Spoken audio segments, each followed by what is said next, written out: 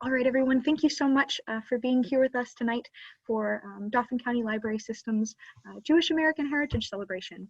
My name is Emily Anderson, and I am our Assistant Adult Programming Outreach Coordinator, and I am very happy to welcome this evening Dr. Simon Bronner, Dr. Andrea Lieber, and Jennifer Ross. Very quickly, I'm going to introduce our presenters, and then we'll get things started. Simon J. Broner is Dean of the College of General Studies and Distinguished Professor of Social Sciences at the University of Wisconsin-Milwaukee. He is the author of Greater Harrisburg's Jewish Community and Jewish Cultural Studies. He is the founding director of the Center for Holocaust and Jewish Studies at Penn State Harrisburg, where he served as Distinguished Professor of American Studies and Folklore.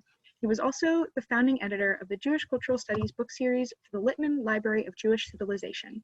He has written or edited over 40 books, including Revisioning Ritual Jewish Traditions in Transition, which was a finalist for the National Jewish Book Award. Andrea Lieber is Professor of Religion at Dickinson College, where she holds the Sophia Avel Asbel Chair in Judaic Studies. She received her PhD from Columbia University and her BA from Vassar College. She is the author of The Essential Guide to Jewish Prayer and Practices. Her scholarly essays have appeared in the Jewish Quarterly Review, the Journal of Religion, College English, and many edited anthologies. Her courses at Dickinson cover a wide range of topics from classical through contemporary Judaism, with a special interest in mysticism, gender studies, and environmentalism. Her current research focuses on the intersection of gender, technology, and religion. Finally, Jen Ross has been the president and CEO of the Jewish Federation of Greater Harrisburg since 2016. She has served on the board of several local Jewish institutions, JFGH, Jewish Family Service, where she was the former board president, Bethel Temple, Jewish Community Foundation of Central PA, Beth Tikva Congregation, and Dickinson College's Asbel Center for Jewish Life, where she was an advisory board member. Jen moved to this region after graduating from Dickinson College in 1993 and enjoys reading traditional and ebooks from the Dauphin County Library System in her free time. That was a mouthful, and now I'm going to pass it over to our wonderful presenters. Thank you so much, all three of you, for being here tonight. I look forward to hearing what you have to say. It's great to be here. I am Simon Bronner, and it's especially good to be with old friends, Andrea and Jen, and in a discussion about Jewish Harrisburg, to which I devoted a large part of my life, as well as my research. What I'm going to do is give an overview of what I did research about Harrisburg's Jewish community. I wasn't born here, but I think I adopted it, and I found it quite fascinating. I'm going to share my screen, and then after me, Jen Ross and Andrea are going to give some perspectives from contemporary Harrisburg after I give some of the very quick journey through the past.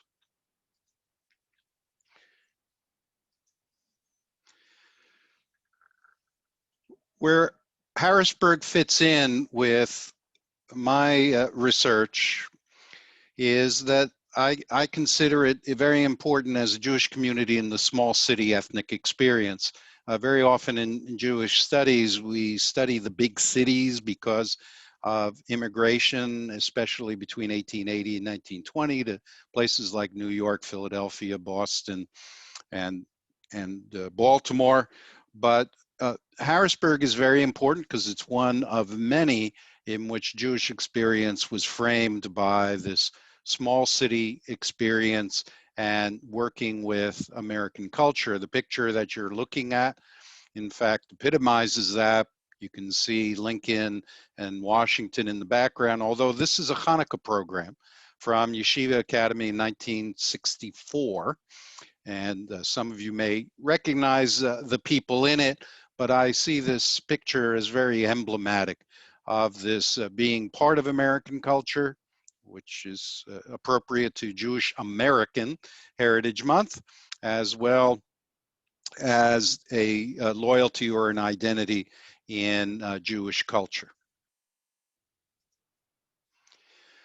The beginnings of Jewish culture in Harrisburg actually begin in 1825 when there were tradespeople who were using the Susquehanna River. They were coming up. Some of the early inhabitants were people like the Kuhn brothers, who you see there, or I've circled the store, which was downtown. Many of them would settle in what's called the 8th Ward, which I'll show you a little bit. You can see the Susquehanna River there, and some of the bridges, or one of the bridges before there, were indeed bridges. And there was a migration from especially Germany and German Jews who often went to Baltimore and New York, and then to get new opportunities would come to Harrisburg. Not a great number, but in the 1840s and 50s, indeed, several did, and then they talked about forming a congregation. One of the most prominent was Joseph Lowengaard, who you see here, and his sons Leon and Harry. And the building that I circled there in red, or rectangle, is the Lowengaard building, which still stands. And below that, in fact, they deserve credit for, after Martha Sachs had been dismissed from her position, of giving her an opportunity by giving her space on the first floor, which you can still see there, for her very famous dress shop, and then later on for her store, which was next door, which also still stands. And the Lowengaards are very important in terms of establishing the Harrisburg Telegraph, because it was the first Sunday paper in Harrisburg, also reflecting their Jewish roots, but it caught on, and then all the other papers indeed followed suit. So just quickly, what brought people to Harrisburg? There were push factors from Eastern Europe, particularly of anti-Semitism. There were pogroms. There was forced conscription of the Russian Empire for 20 years. And people wanted to get away from that excess population. Economically, things were hard. There were restrictions on Jews owning land and having opportunities and access to education. But there was also pull factors. There was talk of the United States having an industrial boom, and Harrisburg was actually part of that, as well as a railroad center. And you can still see the old Harrisburg train station, which does date back to the 1880s. And for example, the two prominent members of the community, Merv Wolf and his sister Dottie, here in front of their parents, who came to Harrisburg, who were born in Lithuania. The 8th Ward was near the Capitol, as you can see on the right. Ironically, many of the people who lived in the 8th Ward could not work in the Capitol because there were restrictions on labor. There was political patronage and so forth. The early synagogues, in addition to Ohev Shalom, which was established in around 1852, was Chizuk Emunah, which was Orthodox at that time, and formed in 1883, again, this time when there was a big migration from Eastern Europe. Ohev Shalom, in fact, started out as an Orthodox congregation, and with 24 families. It became Reform in 1867. This was the original building at 2nd and South Street, and then it moved uptown, or what was uptown at that time, in a very impressive temple kind of construction. Bethel was formed as a dissident congregation because they wanted to have their sermons and much of their services in English. At that time, that was rather a radical move, especially because Chizuk Emunah was still a Yiddish-speaking congregation. They still kept their minutes, indeed, in Yiddish. Ground was broken at Bethel in 1928. It has remained there and been upgraded several times. Well, if those were the religious needs, what were the social needs? You saw that picture that I showed you of the 8th Ward, and there was great concern about youth hanging out in the streets, getting in trouble. uh, dropping out of school and becoming delinquent. Well, there was a movement to create a YMHA, YMWA in 1915 with the purpose of getting children off the streets, Jewish children particularly. That building still stands. It's been repurposed several times. It's on 3rd Street near Forster. Some people call it the old Powell building, but indeed there was a pool in the basement and there was a small gym there. In addition, the idea of summer camps. What can children do during the summer, especially because many of the surrounding areas were farmlands, and the idea of creating a summer camp.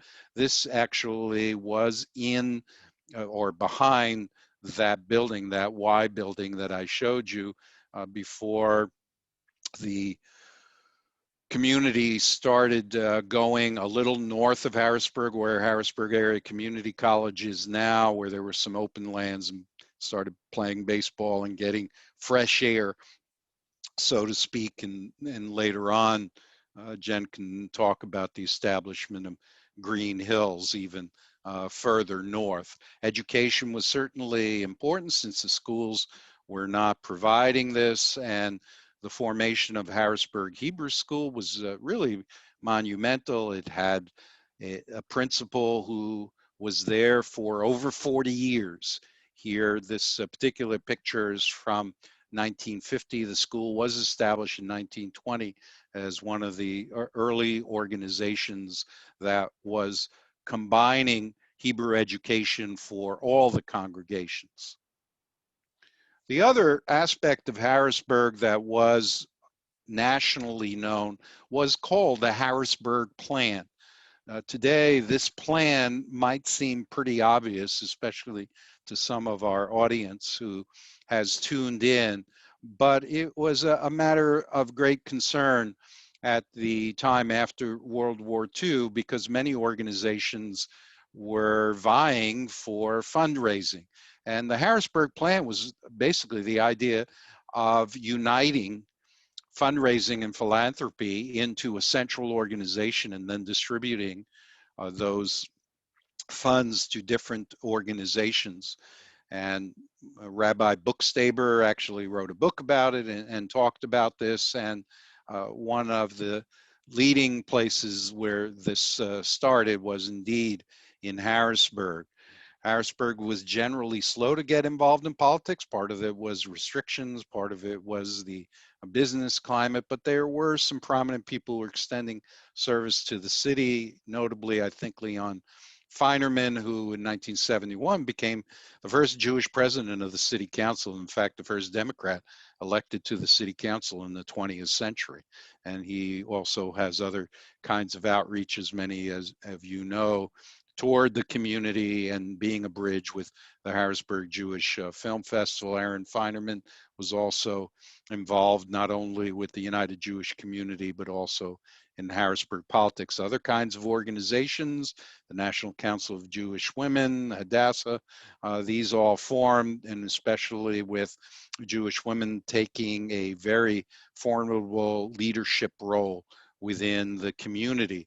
Part of that role was, in fact, involvement with the civil rights movement and combating anti-Semitism. There have been other incidents since, but this is one of anti-Semitic vandalism, Oev Shalom, 1960, that caused the community to come out. This is picketing at Woolworths in 1961 because of segregated counters at that time. And here you see they had a Brotherhood Week in February, and this is the old Pomeroy's, for those of you who might remember that, in encouraging tolerance.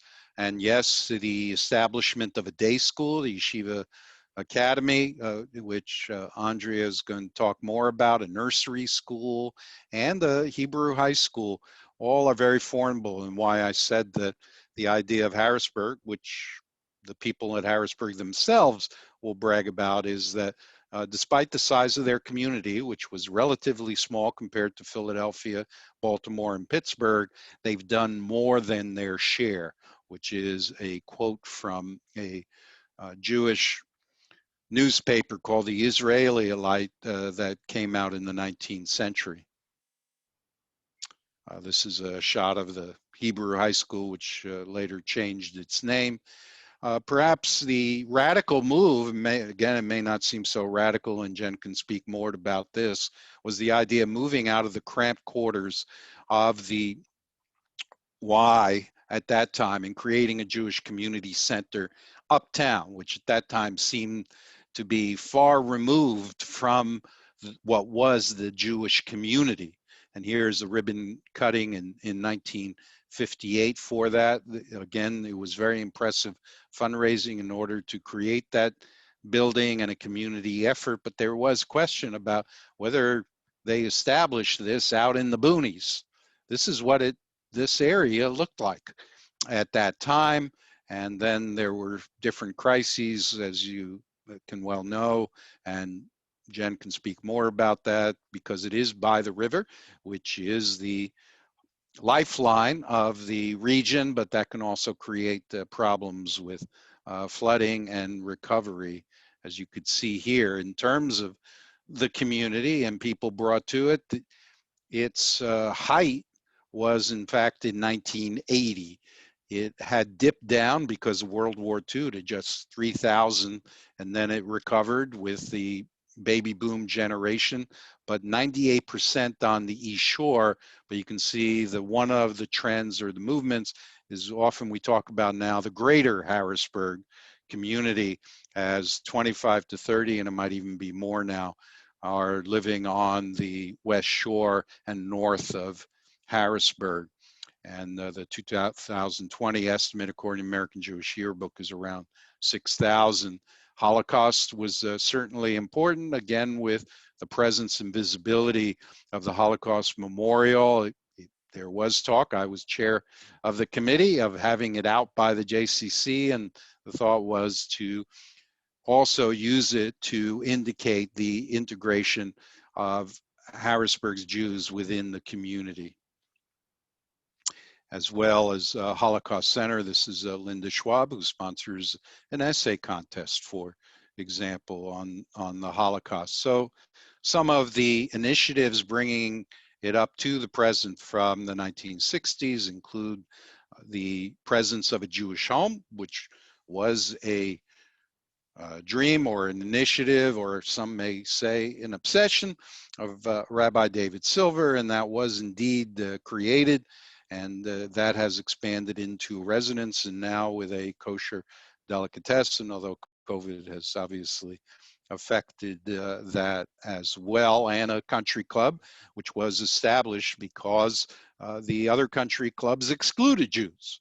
That's not the case now, but that was one of the reasons for buying the Blue Ridge Country Club, which is no longer there. So we're in a new phase. So that is a quick sketch. Maybe later on take questions if you have about Harrisburg's evolution and the Jewish community and where it is. And I will hand it over to Jen for comments about modern Jewish life and the institutions in and around Harrisburg. Thank you, Simon. That was a really great overview. I've enjoyed your longer presentation, but this was a great refresher. What I found most relevant to what I was going to discuss is the shift of where Jews have been in the last decade, especially in Harrisburg. He mentioned that the location of where the JCC is currently had been a little bit non-traditional at the time, but it's actually become the center, the hub, especially of our more Orthodox community. At the time of the flood in 2011, there had been a very significant debate about whether the JCC should stay where it was or if it should move closer to where the Jewish home is on Linglestown Road. But ultimately, it was decided to stay with our current location. And what's interesting about our location is, for those of you who are not familiar with the term Eruv, there is a wire that you probably wouldn't notice unless you were looking for it, but it goes around the JCC's parking lot, and it goes around a significant part of the uptown Harrisburg area. And the placement of this wire, this eruv, allows individuals who are shomer Shabbos, meaning people who keep the Sabbath, to actually walk with items, whether it's a baby carriage or their keys, throughout that area, because typically you're not allowed to carry items on Shabbat. And so, in fact, Kesher Israel is in the Midtown, close to where HMAC is, our old JCC building, but they've actually purchased a building that's just a few blocks from the JCC. Kusakamuna is also a few blocks. They had a significant fire in 2009, and they actually used the JCC for several years, apart from when we had the flooding, as their congregational space until they rebuilt their current synagogue in 2013. I'm going to kind of fast forward. A lot of the changes have been more recent in the status of the Jewish community. One thing I want to start with is just saying I love this community. I had moved here from New York, and I've never been in a more hamisha, like a more like warm, integrated community. And if Simon was to go over the history more, what's really fascinating is when you meet one person in Harrisburg and you meet another, they're usually related, you know, either very closely or distantly, but it's really interesting, the connections, but also it's so nice that whether you belong to one congregation or another, or you don't belong to any congregation at all, it's just a very close-knit community. And what we were seeing, Simon had talked about the drop in number of Jews in the community, and also the disbursement.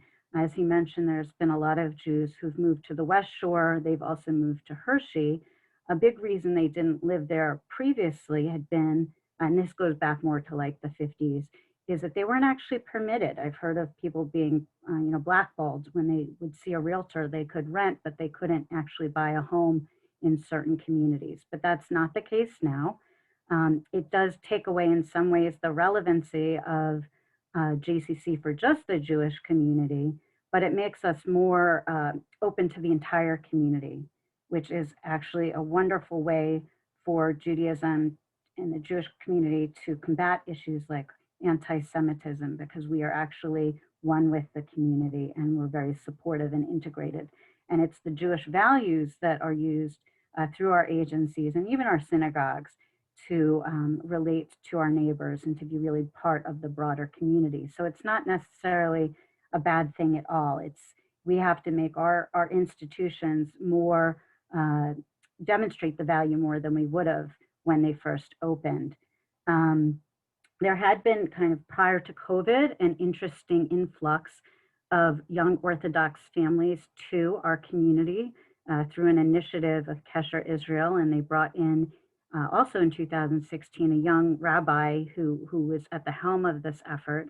And then what we've seen through COVID is people are starting to see the value, like I see the value in Harrisburg, of how great it is to live in a wonderful, close-knit community where you can have a nice backyard, you can have places to play, and the cost of living is much less expensive than metropolitan areas. And I hope that people will continue to see that value as this pandemic lessens.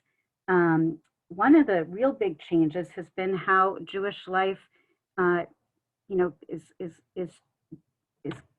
unfolding during this pandemic. And this isn't unique to Harrisburg, but something kind of special with Harrisburg and perhaps other Northeastern communities is by having a lot of virtual programming, whether it's services, funerals, programming, events like this evening's program. We have a very large snowbird population of people who live here during the fairer months, but move to Florida, California, other areas during our winter. And although we've not been able to see people in person as much as we'd like, we've been able to stay connected, whether they're coming to these services or even we've had like lots of fitness classes. So I think one of the things that our Jewish community and the broader community will likely do is continue to offer hybrid opportunities where a lot of the synagogues either already have been or are starting to provide some in-person services, while several of them are also continuing to have Zoom or other ways of videoing and recording their services so people can watch them from the safety of their home or from Florida if they want to stay connected with the community. It's also been nice because I've seen a lot of extended family members participating, and that's not something, maybe at the high holidays, you see everyone come together and come to Harrisburg with their parents and grandparents. But throughout COVID, one of the bright spots has been just seeing lots of people's family come. And as tragic as it has been for people to have Zoom funerals or very limited funerals, one of the things that I've seen really, really bring people together is the Zoom Shivas.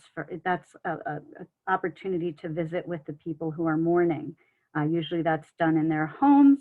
But now it's on Zoom, and it really gives an opportunity for people from all over the country, even all over the world, to come and visit with their family at a time of need.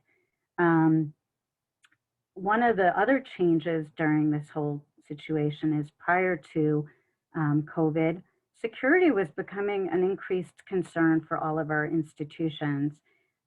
Fortunately, that's been temporarily set aside. The biggest concern has been Zoom bombing, which is when people interrupt programming online, and usually it's anti-Semitic or other vulgar intrusions that they make. As our institutions are reopening, that's something that we all consider. The Federation and JCC, and also Andrea can talk more about the Silver Academy, but a lot of our institutions have actually been open for quite some time now. So we've continued to be vigilant about other issues, but it hasn't been necessarily as much of a concern as pre-COVID. Some future considerations, and I'll put this in the chat as Andrea is speaking. The Pew Study just released a new report, and Andrea, feel free to add other components to it too. But some points that they made that's different, and I've seen this in Harrisburg also, is that compared to the prior study they did, is that they're seeing more polarization amongst members of the Jewish community. There's been an increase in anti-Semitism. Sadly, last August, Kesher Israel was defaced with 2 swastikas. On a positive note, because our Jewish community has been so involved in embracing our neighbors embrace us as well. And there was, oh, sorry, someone asked about the JCC. It's the Jewish Community Center, which was the YMHA originally, and it's now called the Jewish Community Center. But we like to just call it the JCC because it is open for everybody. The J is welcome to everybody. It's like a great motto that we have. So we, like I said, we use the J for Jewish for values, but for inclusion and for caring and for all the good things that involves, but no exclusion. We invite everyone to come to our center for all of our services that we offer, from preschool to sports and fitness, to senior club activities, to cultural events, Holocaust education, day camp. And actually, since Simon noted that, we did move our facilities to Middlesex Township on Fishing Creek Road. It's called Green Hills, and it's very interesting. It apparently had been owned by some members of the community, and they deeded it to the JCC, I believe, also in the late 50s. And it's a really bucolic and lovely setting, and I'm very excited because last year, unfortunately, due to the safety concerns of the pandemic, we did not hold our day camp and we did not open our swim club at Green Hills, but we are rearing to go and very excited about this upcoming season where we bring the community together at like a really lovely place, especially as outdoor activities are really welcome. But back to the Pew Study.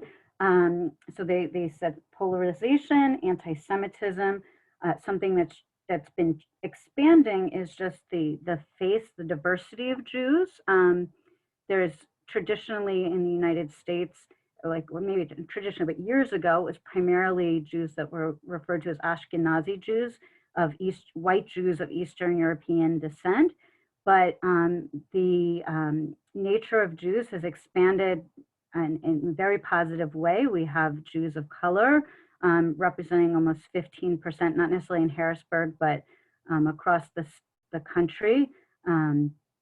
And we try to make sure that we become more inclusive and welcoming to reflect as our diversity changes over time.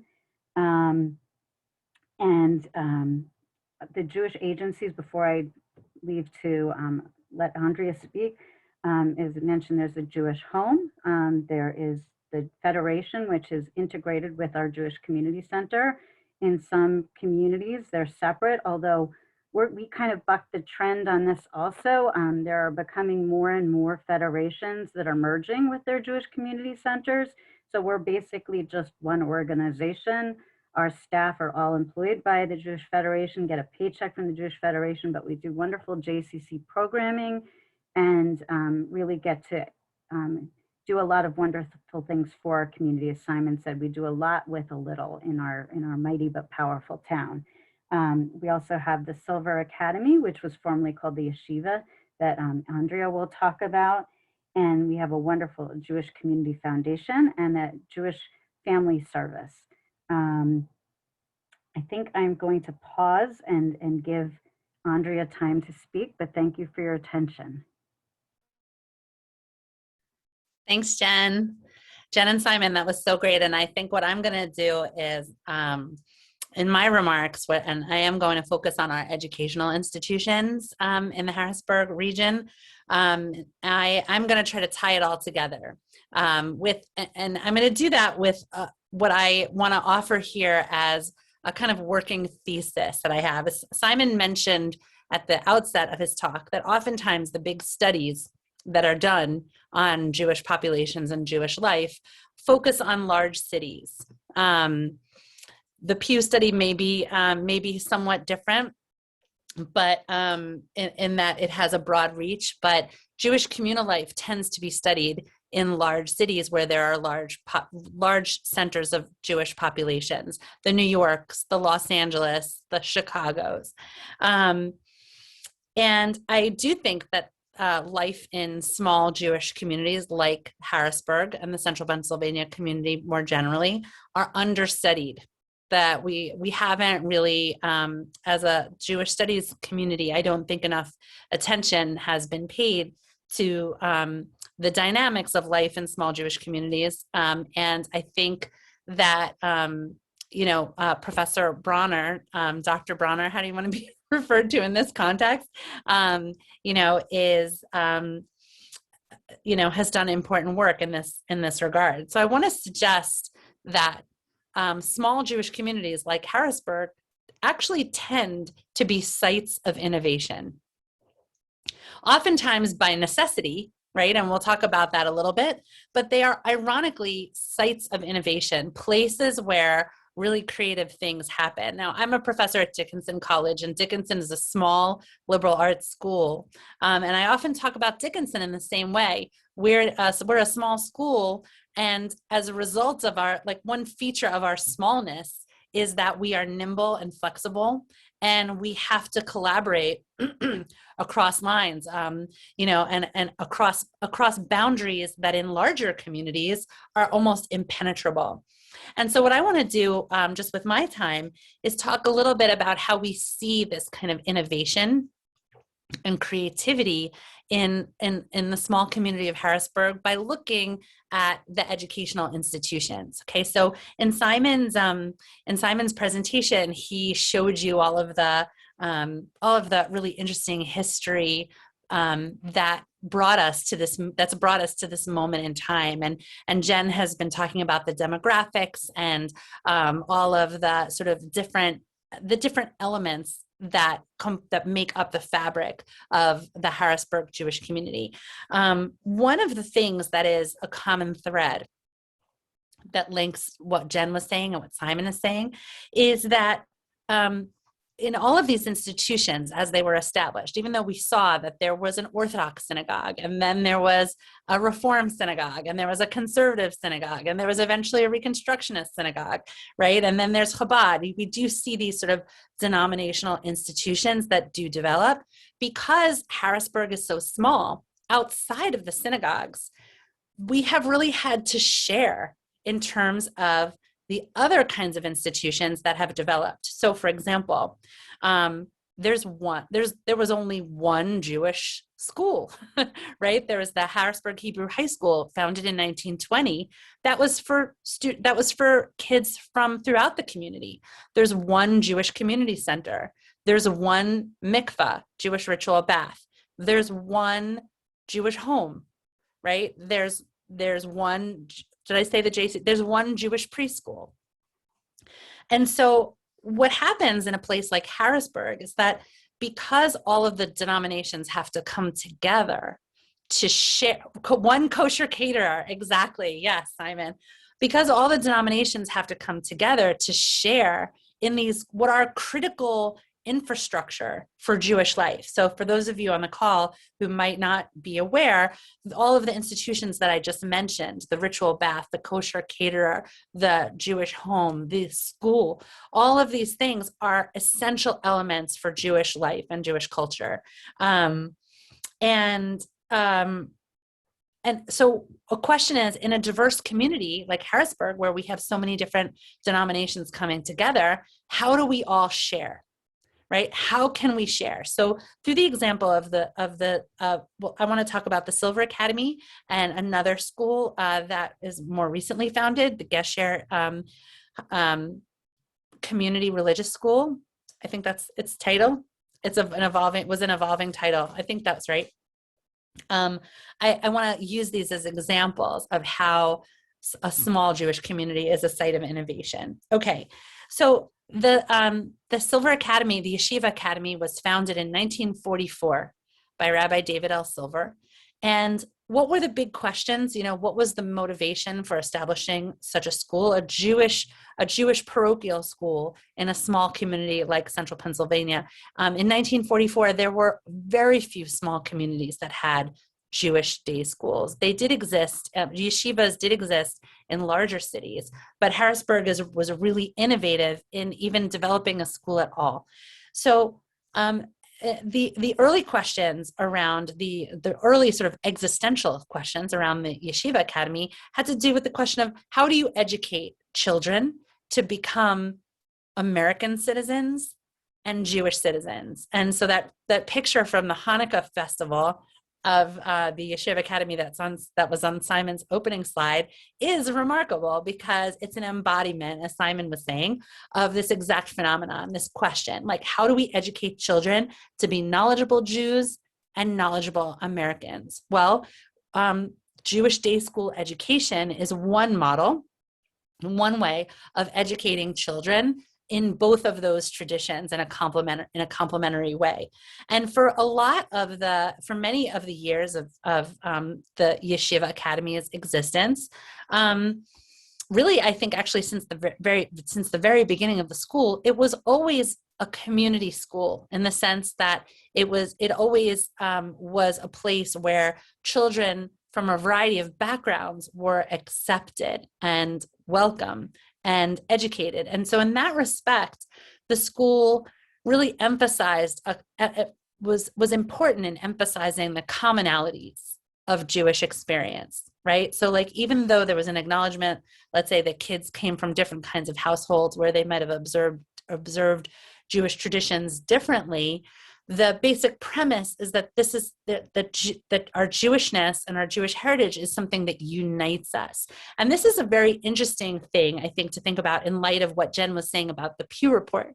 So the 2020 Pew Report that Jen just referenced shows tremendous polarization among Jews of different denominations, that there's a real widening of the gap in terms of the way Jews identify as Jews. But it also talks about the fact that even that Jews still feel connected to one another, right? Like, I haven't read the study carefully, but this is just sort of my cursory reading, that Jews still feel connected to one another, even across those differences. And this is something that I think is really embodied in the institution of the Silver Academy. So at the very beginning of the school's history, right, the mission was to provide a Jewish education. And we're not going to ask too many questions about it. We're just taking for granted that there's something that unites us all as Jews. Well, over time, the school has a very long history. Over time, in particular, particularly around the time that I got involved with the school in the early 21st century, and I was president of the board of directors for 6 years. So I got to know this situation pretty intimately. As the Jewish community changed in Harrisburg, as those all of those migrations that Jen was talking about took place, and as the more liberal denominations of Judaism in the community sort of became stronger and more, I would say, so like more well-defined, perhaps. The Yeshiva Academy had to face new kinds of questions, right? It wasn't just assumed that because you were Jewish, you would go to a Jewish school, right? Like, why should I go to the Yeshiva Academy when I could go to Harrisburg Academy, right? Once I'm allowed in, and those kinds of quotas that both Jen and Simon were talking about begin to be lifted, once Jews can live anywhere and be anywhere, why should I go to a Jewish school? So the school began to have to really face different kinds of questions, existential questions, to figure out who it was going to be and how it was going to, what it was going to look like in the 21st century. So instead of just saying like Jewish school or not Jewish school, or what's my relationship to America or American life as a Jew, the school started facing the question of how do we define what it means to be Jewish, right? Like if I have a Jewish father, but a non-Jewish mother, can I go to that school? Is that school for me? Does it reflect my Judaism? Can we agree? What if I'm not Jewish at all? Do I have a place in that school? The school has had, in order to survive, the school has had to really engage these really important questions that reflect the complexity of Jewish life today, specifically in a place like Harrisburg. And it's had to change. It's had to adapt its admissions policies. It's had to adapt its perspectives on who's allowed to teach and what the curriculum is, like what kind of Judaism is taught there.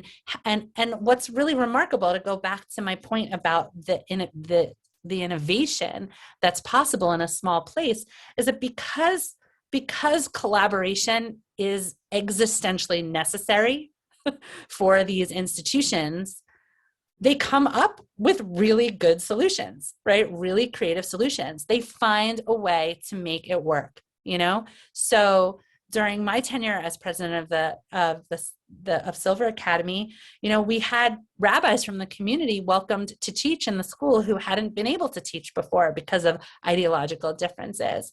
I personally feel really proud of that. Similarly, I'm running out of time now, so I just want to wrap up. Similarly, there's another community school that developed, there are some families who choose to educate their children in public schools or other kinds of private schools. How do they educate their children Jewishly?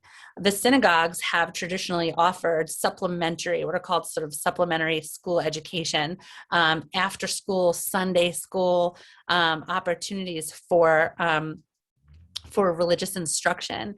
And in around 2014, 2015, the populations of the synagogue religious schools were relatively low. And someone had the idea that it would be a better experience for all the kids if we could just collaborate and go back to the roots of Harrisburg's Hebrew High School that Simon talked about, that had been founded in 1920. Like, we had to look back to 1920 for an example of Harrisburg being an example of innovation. So the Gesher Community Religious School was founded out of necessity in a way, right? Because the individual schools were suffering. But what wound up happening is that we wound up creating a school that was really vibrant and exciting and crossed the denominational lines. This is really the theme, I think. This is like when I think about Harrisburg and its strengths of its Jewish community, is that it's really able to cross lines that in larger cities and larger communities are virtually impenetrable. So like if you grow up in New York, you might not know a Jew who practices differently than you. But my children who were raised in Harrisburg were friends with Jews who are what you would call ultra Orthodox and also completely secular. And so the experience of diversity in a small community, ironically, is a kind of innovation, I think, that actually makes life in a small town oddly like great preparation for 21st century life. So I was going to talk about Dickinson, but it's actually, I feel like it's a little bit of a non sequitur. So I'm just going to stop now since we only have 10 minutes left. I want to just add one quick thing to Andrea's point about Silver Academy. We've used the term nimble frequently. And I mentioned like Silver Academy's been with us, like as we've reopened, and it was so impressive.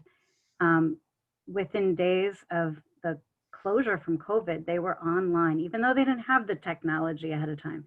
They were online for the last couple months of their prior academic year. And then come this academic year, day one, they've been open and they've been in session. And that's really been a lifeblood, I think, to these students who've been able to very safely come together to study. It's been a traumatic situation for a lot of students across the country who've just had virtual opportunities and who have not had that strong connection to school. So it's just another thing to really praise how impressive the school and their leadership has been and their teachers coming together to make that happen. I just want to just piggyback on that also. Like one of the reasons that Silver Academy was able to pivot so easily to their virtual format is because for decades, I mean, literally decades before that, their senior educator, Rabbi Moshe Yosef Gewurtz, has been an innovator in online teaching strategies. He's been doing this since my kids were really little. I have a daughter in college now, and she was doing these things like Cahoots and all this stuff like 15 years ago. He was doing those kinds of things. And again, it's like, why was he doing it? Well, because he's an ultra Orthodox Jew and he doesn't have a huge community. So like he was connected to other educational platforms that were being developed remotely. So it's just like another crazy irony of just, like how Harrisburg operates. Thank you all so very much. That was such a wonderful presentation. Everybody, wonderful job. Thank you. Now is the time that we are opening things up to questions, and it looks like we just got a comment from David Morrison in the chat, which I will read now. And also feel free at this point to unmute your microphone if you would like to ask a question, but I would please ask that you are respectful of people who are speaking. Please do not talk over anyone, do not interrupt anyone. So Andrea is answering this, but I still ask, in Christianity, the many Protestant sects plus Roman Catholicism are not exactly one big happy family. They don't really collaborate, but how does the Jewish community with Orthodox, conservative, Reform sects achieve such overall unity? It is impressive. Is there a lesson here for the Christian community?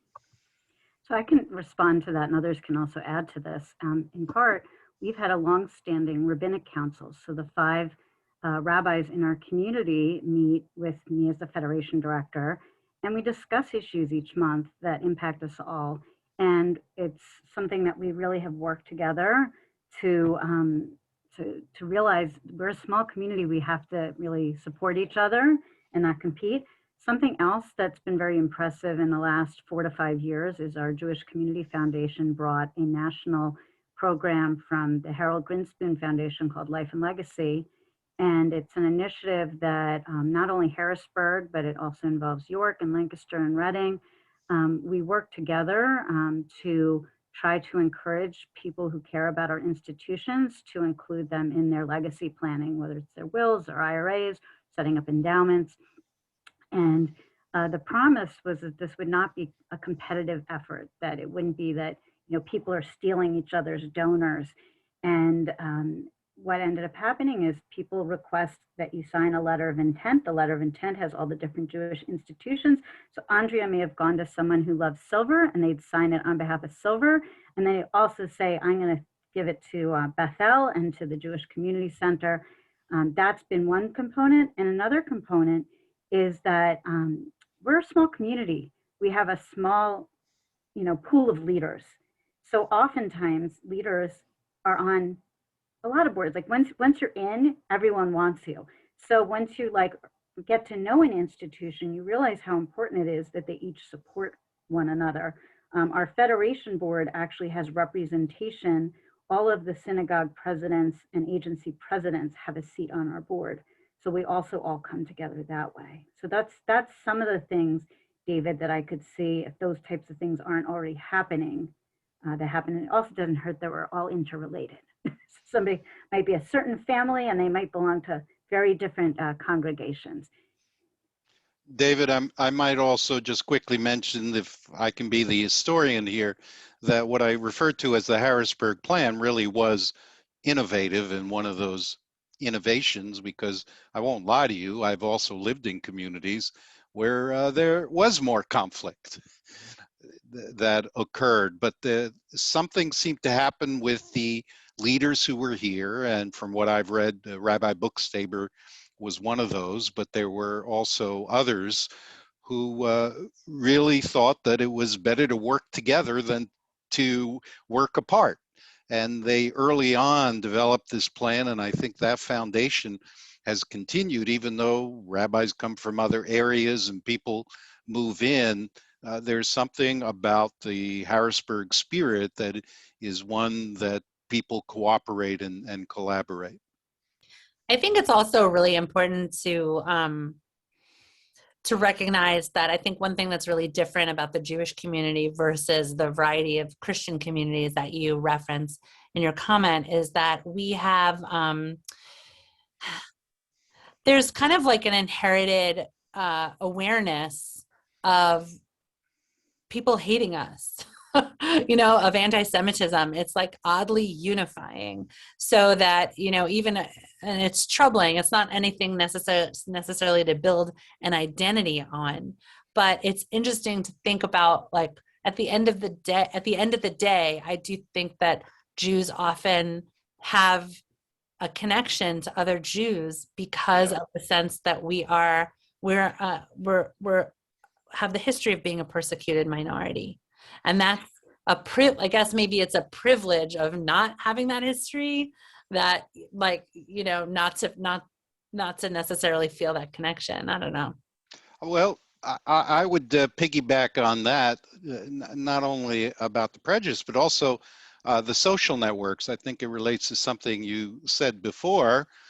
When I lived in Harrisburg, I attended simchas, occasions of one kind or another, whether it was brises, bar mitzvahs, bat mitzvahs, in every congregation. We just naturally had commune with one another. So it's hard to build walls when you're constantly interacting in that way. And I think that social aspect that really had an effect. And then there would be these public programs, lectures or programs or whatever, that were not by denominations. We would just see everybody come out. And it's the usual suspects when we go to those. Yeah. We have another couple questions in the chat, I believe specifically about the JCC, but Kay, please feel free to correct me. when you said you were inclusive, did that include non-Jewish persons? Do you go into public schools for more education or exposure? So I can talk about the JCC and broader than that too. So every program that we offer, from our early learning center to our camp to our senior program fitness, is everybody in the community. It's not just Jewish. And like right now, we're even on Sundays doing a meal distribution to families that have children under 18, and the food is kosher. But we welcome everybody, and I'd say about half of the participants are not from the Jewish community. There's Holocaust education that we do in the schools, but even though there are students at Silver Academy, the majority of our Jewish students actually do go to public schools, so there is some exposure there. But there's other ways that we do things in the community also. For example, Andrea talked about the Gesher program, and the Gesher program had a really lovely partnership with the Steelton Mosque, where they were going between the two schools to learn about different holidays and different cultural programs. There's also a lot, I'm very involved in interfaith work. So like, for example, there's going to be a Commonwealth Interfaith Service next month. I participate in that every year. Mike Sand, who's on the call with me, he is very involved in, we're both in part of the Interreligious Forum. We do things with Community Responders Network, which is a civic group, but has people from all sorts of different denominations. And likewise, the Jewish agencies support the community. Years ago, one of the trends I've seen, like when I was the board chair at JFS back in, I think, 2010, people used to say, well, what percentage of your clients are Jewish?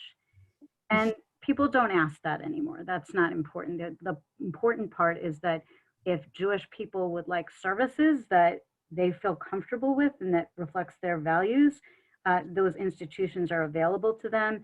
And many people feel very comfortable. For example, JFS has a vibrant adoption program. And I know they've served many members of the LGBTQ community because they feel very comfortable. They feel very welcome there. So it's a broad spectrum of diversity and inclusion that all our institutions, and that's part of Jewish values. And yes, and at the Jewish home as well, as Simon said. I want to be mindful of time because it is 7:01, but I'll read these last couple of comments. David Morrison again says, I think we don't give full credit to the Jewish leaders referenced in Simon's remarks for their role in being unifying leaders in community-wide endeavors. I'm thinking of the Bronner, Feinerman, Mary Sachs, and so many more who were amazing Harrisburg community leaders. And Kay says, agreed, diversity is exciting. Does that inclusion include welcomes to clubs, elder homes, services, events, activities? Yes, yes, yes, yes, and yes. So yeah, our senior club actually still meets virtually. And even when we're doing programming, like a lot of the programming has nothing to do with Judaism. It could just be a speaker on historical topics or something about music or art. Today, Rabbi Muir from Fissikamuna came to talk about Shavuot, which is a holiday beginning on Sunday evening. And, you know, there were people on the call who were Jewish, people who weren't Jewish, and it's a way to like learn and understand from each other. I would add, David, at least in my experience or compared to my youth, that my children's experience here was much more civically minded, whether it was Kadima, whether it was the food bank, whether it was the social action committees of the synagogue that I belonged to. It was very impressive how the members of the community took leadership, especially in social issues, very seriously. I don't have a survey, but others can comment on that. But that was my observation, certainly compared to the way I grew up, which was much more that you need to learn the ancient texts, and this is what you need to know Jewish prayer, since Andrea wrote a book on prayer. But here it was much more integrated into social life and action. One other thing to Kay's point, and this is very detailed in the Pew study, is there's a lot of intermarriage in Judaism. And so we need to be open and welcoming to those families so that they always feel welcome. And one of the other programs that we do at the JCC that I'm very proud of is called PJ Library. And we provide free children's book books to anyone who identifies as Jewish. And that could be that they have two parents who are Jewish, one parent is Jewish, a grandparent, someone's like exploring Judaism because that's of interest to them. And we provide programming around that as well. And so that's just another component of how our religion is, our Judaism is changing over time. Sorry, I couldn't unmute my mic for a second there. I want to thank three of you so much once again for being here with us tonight and providing so much very valuable information. Want to let everyone know that this recording will be available on our YouTube and Facebook pages soon, and as soon as that link is ready, I will send a follow-up email with that, as well as some of the other resources maybe that were mentioned in this presentation. So again, thank you so much, Andrea, Simon, and Jennifer, for being here. Thank all of our participants for being here this evening, for those of you that ask questions in the chat, for those of you who didn't ask questions in the chat but were here listening intently along with us. Thank you so much, and I hope everyone has a wonderful evening. Thank you. Thanks for the invitation. Thank you. I appreciate it. Good night, everybody. Good night, Good night. everybody.